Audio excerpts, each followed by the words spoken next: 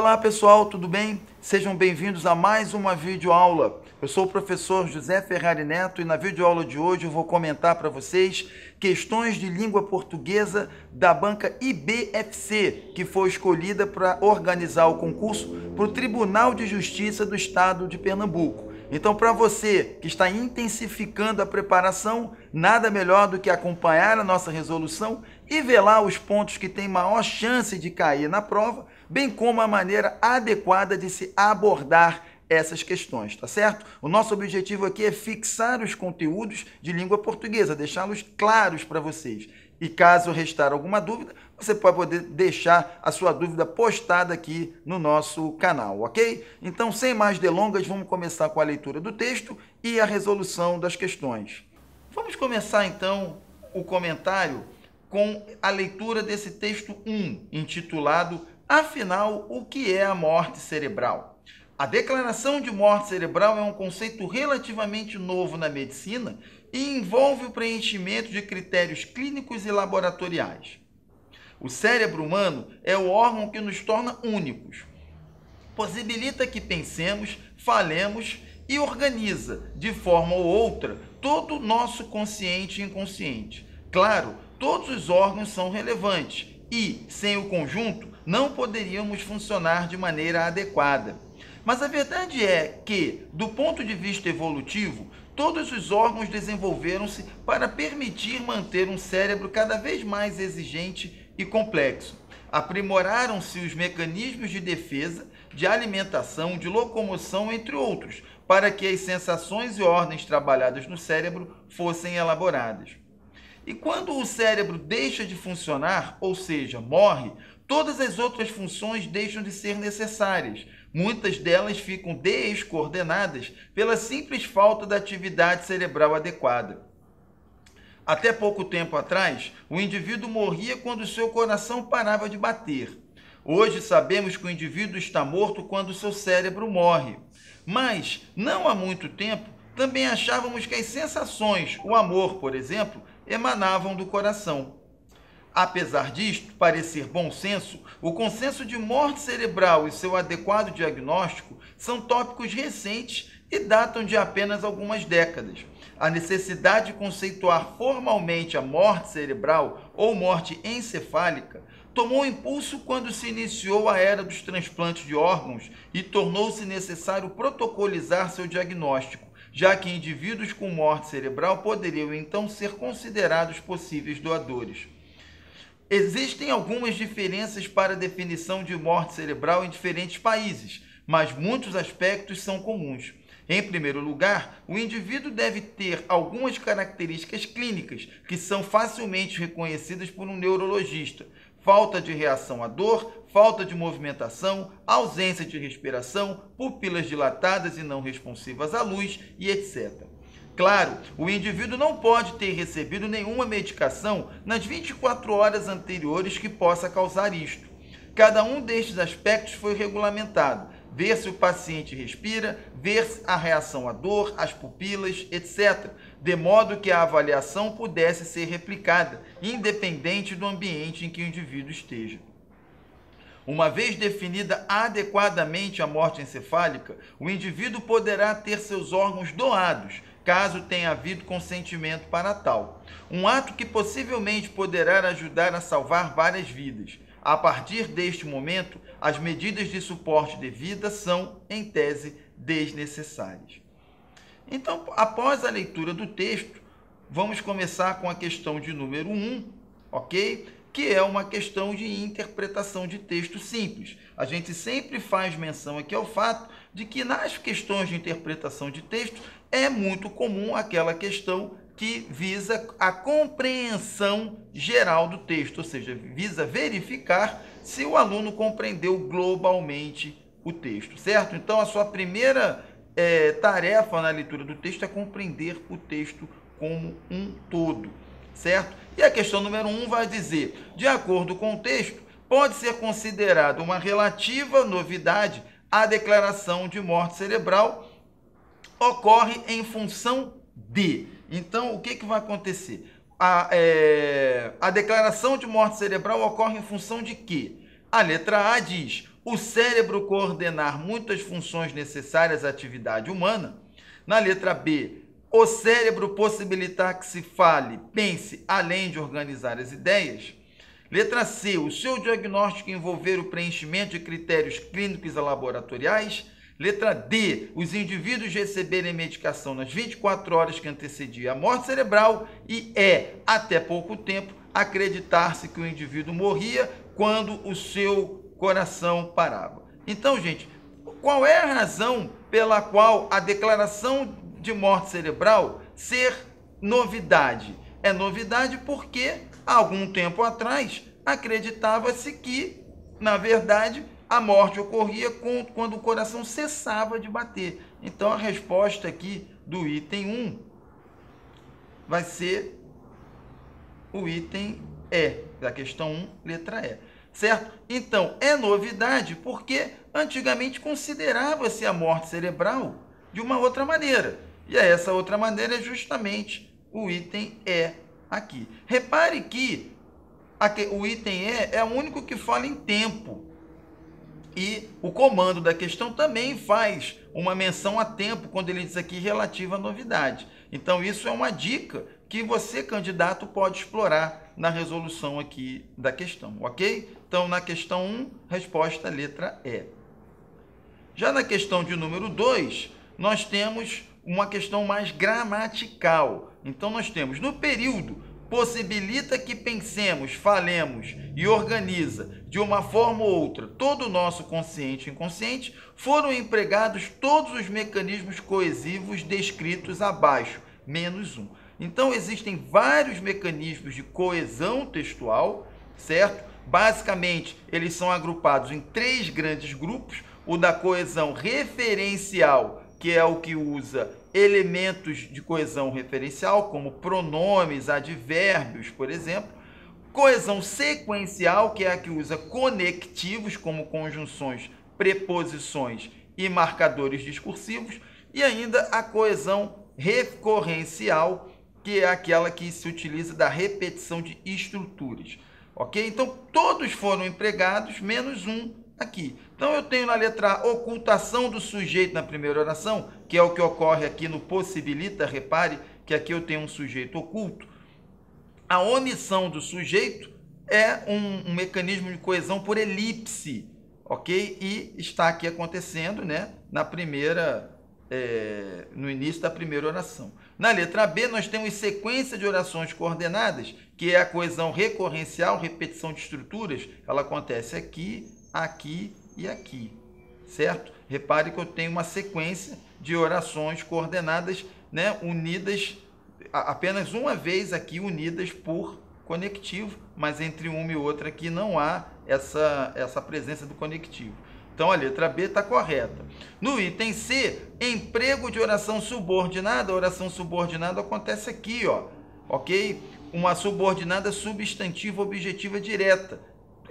Que pensemos, falemos e organiza de uma forma ou outra todo o nosso consciente e inconsciente. Até aqui eu tenho uma oração que funciona como objeto direto dessa oração principal aqui, certo?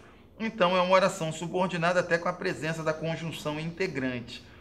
No item D, presença do pronome relativo que. Esse que está aqui não é um pronome relativo, ele não retoma algo que está citado anteriormente. Ok? Então, a resposta da 2 é justamente a letra D. Esse que é uma conjunção integrante. Ela inicia uma oração subordinada, conforme nós explicamos aqui no item C. E o sujeito desinencial nós aqui é justamente o proveniente da ocultação do sujeito na primeira oração, visto que sujeito desinencial e sujeito oculto são a mesma coisa. Ok? Então, na questão 2, item D. Você pode revisar esse tópico relativo à coesão textual acompanhando aqui mesmo no nosso canal a nossa videoaula sobre interpretação de textos. Você tem lá um item em que é explicado todos os mecanismos de coesão textual e pode ser uma boa para você reforçar o seu conhecimento assistindo essa videoaula também.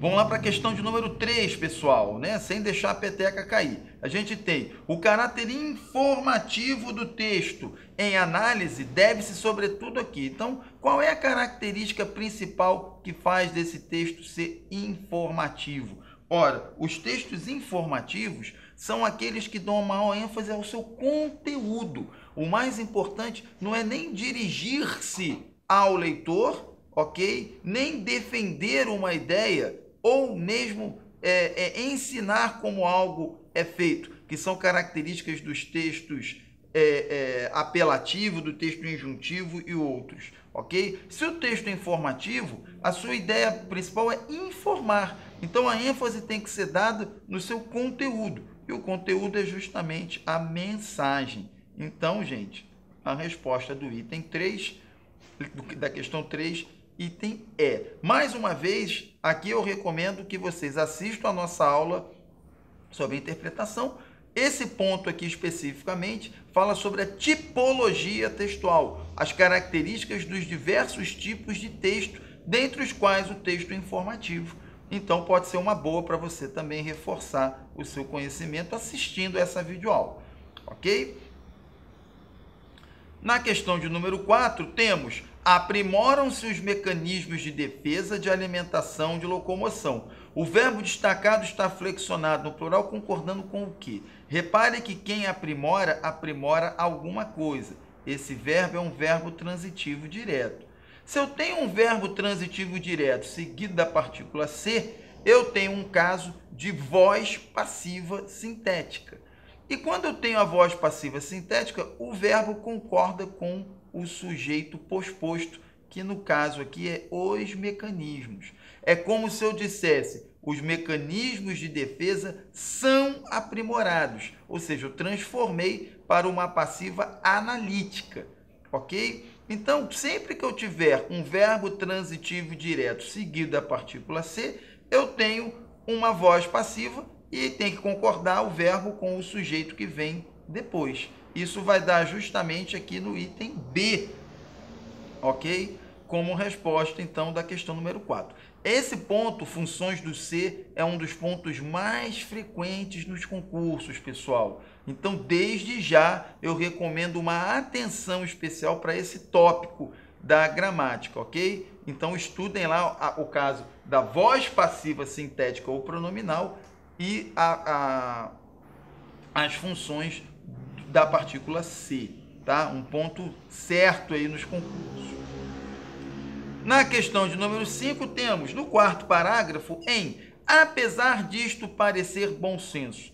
Considerando o contexto, nota-se que o pronome destacado faz referência a qual ideia? Ora, o pronome disto, ele vai retomar algo que foi dito anteriormente, porque esse disto aqui, por ser um pronome, ele retoma algo citado antes no texto. Então, se a gente for lá no texto, nós vamos encontrar, aqui nesse parágrafo, lá, apesar disto parecer bom senso. Disto o quê? Disto é justamente o que é citado antes. E o que é citado antes? O que é citado antes é justamente todo esse trecho aqui, ó. Certo? Então, nós temos lá, até pouco tempo atrás, o indivíduo morria quando o seu coração parava de bater. Hoje sabemos que o indivíduo está morto quando o seu cérebro morre. Mas, não há muito tempo, também achávamos que as sensações, o amor, por exemplo, emanavam do coração. Então, eu tenho que vir aqui na questão e ver que o disto está retomando o quê? Ok? Crer que alguém morre quando o seu coração para, não tem nenhuma referência à crença, então está errado aqui o item A. No item B, acreditar que as sensações emanavam do coração, também não tem essa questão aqui, ok? Na verdade, vai ser uma coisa mais de certeza, tá? Que vai reportar aqui justamente para o item C. Saber que o indivíduo está morto quando o seu cérebro morre. Então, nós tínhamos aqui, ó, até pouco tempo atrás, o indivíduo morria quando o seu coração parava de bater, ok? Então, isso já mostra aqui a correção do item C na questão de número 5. Questão de número 6, temos, de acordo com o texto, a necessidade de conceituação formal do diagnóstico de morte cerebral deveu-se a quê? Ok? Por que passou a existir essa necessidade? Essa necessidade passou a existir com o início da era dos transplantes, que é citado nominalmente no texto. Nós vamos ter aqui, ó, no final, uma vez definida adequadamente a morte encefálica, o indivíduo poderá ter os seus órgãos doados, ok? Então, como passou a haver uma maior doação de órgãos, passou a existir uma maior necessidade de se diagnosticar corretamente a morte, e isso foi feito pelo diagnóstico da morte cerebral, ok? Então, questão 6, letra A.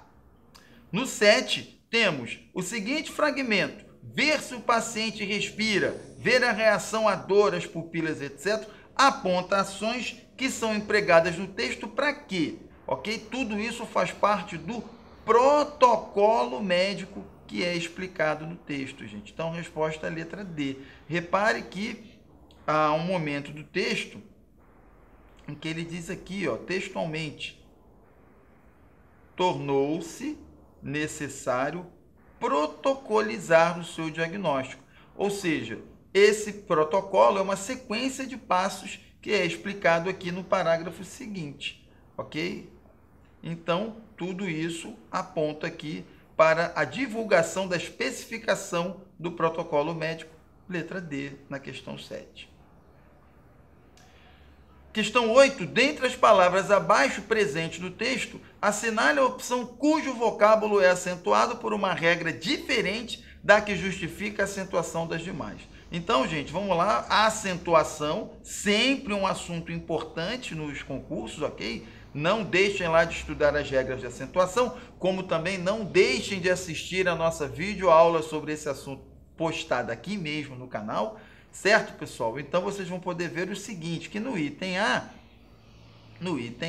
cérebro é acentuado por ser proparoxítono, ou seja, acentuação na antepenúltima sílaba. Já indivíduo é acentuado por ser uma paroxítona terminada em ditongo, ok? Únicos é acentuado por ser proparoxítono, achávamos é acentuado por ser proparoxítono e diagnóstico é acentuado por ser proparoxítono. Todas essas têm a sílaba tônica na antepenúltima sílaba e, de acordo com a regra, todas têm de ser acentuadas. A única que não é, gente, é indivíduo, porque indivíduo, na verdade, é o quê? Indivíduo é acentuado por ser uma paroxítona terminada em ditongo. Então, nós temos a resposta correta no item B. É muito comum nos concursos tentar induzir o aluno a confundir uma paroxítona terminada em ditongo com uma proparoxítona. Ok? Isso porque uma paroxítona em ditongo, na maior parte dos casos, admite dupla separação silábica. Você pode dividir, por exemplo, indivíduo ou indivíduo. Tanto faz, ok? Então, se você separa da primeira, indivíduo, você tende a imaginar que ela é uma proparoxítona, ok? Porém, existe uma recomendação que diz que casos como esse, em que a palavra termina com ditongo crescente, as palavras devem ser encaixadas no grupo das paroxítonos, ok? Então, se a palavra termina em ditongo crescente, pode ter certeza que se trata de uma paroxítona terminada em ditongo, que não se confunde com as proparoxítonas, viu, pessoal? Então, olho vivo com isso daí, não deem mole na hora de resolver esse tipo de questão. E assistam a nossa videoaula sobre esse assunto. Questão de número 9. Em linguagem técnica adequada ao público leitor, ao final do texto, foi empregada a expressão medidas de suporte da vida, que no contexto deve ser entendida como: o que são medidas de suporte da vida? São medidas de manutenção da vida por meio de aparelhos ou afins. ok? São aqueles aparelhos que, como por exemplo, são aqueles aparelhos que vão com uma respiração mecânica, por exemplo, certo? Que vão fazer com que a pessoa viva por aparelhos, certo? Então isso quer dizer as medidas de suporte da vida, tá? Dá para a gente compreender isso mais ou menos, ok? Olhando aqui o último parágrafo, que vai dizer lá, né? Constatado a morte encefálica, as medidas tornam-se desnecessárias. Ou seja, uma vez que a morte encefálica seja constatada, não há mais necessidade de se manter a vida por aparelhos, ok? E isso é uma dica para a resolução aqui no item C, ok? Na questão de número 10, temos o deslocamento da expressão destacada. Em primeiro lugar, o indivíduo deve ter algumas características clínicas, provocaria estranhamento no sentido e na estruturação do enunciado apenas na seguinte reestrutura. Então, muda essa expressão aqui de lugar, pessoal. Qual a que fica esquisita? A que vai ficar esquisita vai ser a letra E. O indivíduo deve ter algumas, em primeiro lugar, características clínicas. A separação desse elemento aqui, que é um adjunto do termo a que ele se refere, por meio da interposição dessa expressão, quebrou toda a estruturação sintática do texto. E se a estrutura sintática foi embora, o sentido também foi. Ok? Então, resposta da questão 10, letra E. Na questão 11, a partir de uma leitura atenta, nota-se que o autor utilizou como estratégia de construção do seu texto o quê? O que ele fez em primeiro lugar, pessoal? Ele começa caracterizando o cérebro para, em seguida, falar da morte cerebral. Se você voltar aqui no texto, você vai ver que ele vai falar amplamente sobre o cérebro, ok? E só depois vai falar, né, a partir do segundo parágrafo, sobre a morte cerebral. Essa foi a estratégia de organização que o autor usou e isso me dá a resposta no item A. Ok? Vamos lá para o texto de número 2. Ordem de serviço 608 INSS Perícia Médica. Perda auditiva neurosensorial por exposição continuada a níveis elevados de pressão sonora de origem ocupacional. Norma técnica de avaliação de incapacidade para fins de benefícios previdenciários, a apresentação. A presente atualização de norma técnica sobre perda auditiva induzida por ruído, PAIR, objetiva simplificar, uniformizar e adequar o trabalho do médico perito ao atual nível de conhecimento dessa nosologia. A evolução da medicina do trabalho, da medicina assistencial e preventiva, dos meios diagnósticos, bem como a nova realidade social, motivou sobremaneira essa revisão, tornando-a mais completa e eficaz. Dessa concepção surgiram dois momentos que passaram a construir os módulos do presente trabalho: a atualização clínica da patologia e a avaliação da incapacidade laborativa. Esse estudo resultou de iniciativa da Divisão de Perícias Médicas do INSS, que buscou parceria com diversos segmentos da sociedade, num debate aberto, visando abordar todos os segmentos relevantes sobre o assunto no período compreendido entre junho de 1996 e junho de 1997, com a efetiva participação dos representantes das perícias médicas, reabilitação profissional, núcleo de referência em doenças ocupacionais da Previdência Social e Procuradoria Estadual do Instituto Nacional do Seguro Social, INSS, Fundação Jorge do Prato Figueiredo de Segurança e Medicina do Trabalho, Fundacentro, MTB, Associação Brasileira de Medicina do Trabalho, ABMT, Centro de Referência de Saúde do Trabalhador do Estado de São Paulo, CEREST, Confederação Nacional das Indústrias, CNI, Confederação Nacional do Comércio, CNC, Central Única dos Trabalhadores, CUT, e especialistas de renome. Então, um texto aí, pessoal, se me permitem, bastante enjoado, né? Diga-se de passagem, mas vamos lá para a questão de número 12. Ao comparar os dois textos que compõem a sua prova, pode-se concluir em relação à adequação que... Qual seria a melhor aí? Ambos exploram temas relacionados em medicina com linguagem técnica? Não, somente o segundo faz isso, né? O primeiro faz uma linguagem bem coloquial para aproximar-se do leitor. Na letra B, nós vamos ter os dois textos são voltados a um mesmo público, portanto, a equivalência linguística? Não, um é voltado para um público mais geral, que é o texto 1, o texto 2, um público bem mais restrito, e isso se reflete no seu alto grau de formalismo. No item C, embora os dois textos explorem a linguagem formal, a do segundo é mais técnica, isso é correto. Os dois textos são escritos em português padrão culto formal, de língua escrita, mas o segundo é bem mais técnico. Portanto, a resposta da 12, item C. No 13, nós temos o texto 2 é um fragmento de parte intitulada Apresentação em uma ordem de serviço. Assim, os dois primeiros parágrafos, em relação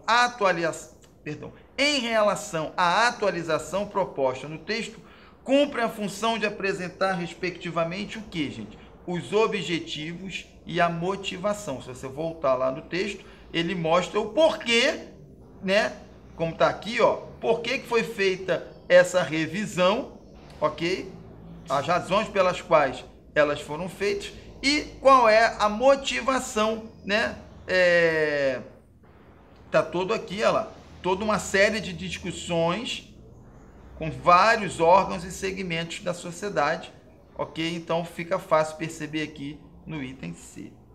No 14, nós temos no terceiro parágrafo do texto, percebe-se um desvio de regência em relação à norma padrão. Se é regência, pessoal, tem alguma coisa a ver com o uso adequado de preposições, ok, no texto.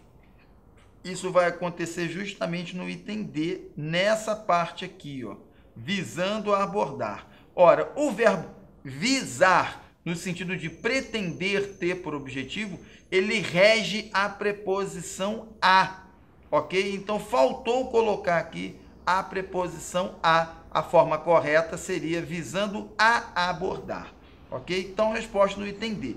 Eu faço uma observação aqui, porque existem autores que consideram que quando o complemento do verbo regido de preposição apresenta-se no infinitivo, a presença da conjunção regida pelo verbo principal não é obrigatória, ok? Então, você poderia escrever visando abordar ou visando a abordar, ok? Então, aqui é uma questão um pouquinho problemática, ok? A falta, se você for analisar os outros itens, você vai ver que nenhum deles há problema de regência. Então, a única que poderia haver, de fato, é no item D, considerando a ausência da preposição a, certo? Porém, torno a dizer, existem autores que postulam que quando o verbo complemento aqui estiver no infinitivo, não é necessária a presença da conjunção. Então, guardem isso. E estudem regência, que é um assunto muito frequente nos concursos de um modo geral. Na questão 15, nós vamos ter, em relação à construção do último parágrafo do texto, pode-se afirmar que se trata do uso de apenas um único tipo, que é o período composto. Então, lá o último parágrafo aqui, você vai ver, né, que todo ele, aqui nesse pedaço, né, é formado por período composto, ok?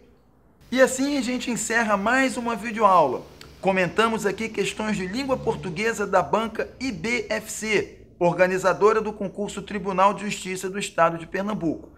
Vimos lá que alguns pontos ligados à interpretação de texto, acentuação e pontuação são bem importantes. Então, vocês devem estar ligados nesses temas. Se vocês gostaram dessa videoaula, não deixem de compartilhar, comentar e curtir, porque a divulgação do nosso trabalho é muito importante.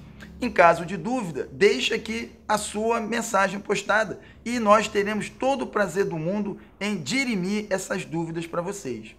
E também não deixem de dar a sua contribuição para o nosso projeto. Visitem esse site e deixe lá a sua contribuição para que a gente possa continuar produzindo materiais gratuitos e de qualidade, pensando em você concursando que está interessado em melhorar o seu desempenho em língua portuguesa, ok? Então, gente, eu espero vocês na nossa próxima videoaula. Um abração, obrigado.